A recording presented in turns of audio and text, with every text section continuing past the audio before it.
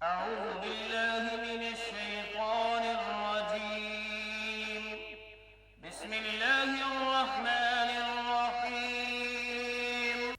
السلام علیکم ورحمۃ اللہ وبرکاتہ.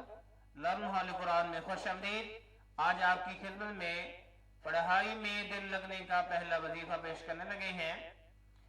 جس کا پڑھائی میں دل نہ لگتا ہو وہ ہر نماز کے بعد پوری توجہ کے ساتھ 7 مرتبہ درج ذیل کلمات پڑھ لیا کرے.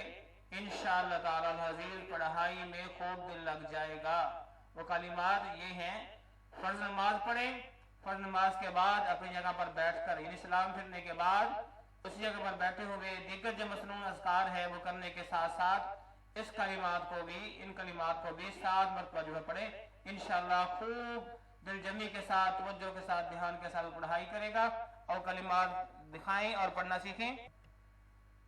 یا حافظ یا علیم یا قادر یا شافی یا حافظ یا علیم یا قادر یا شافی.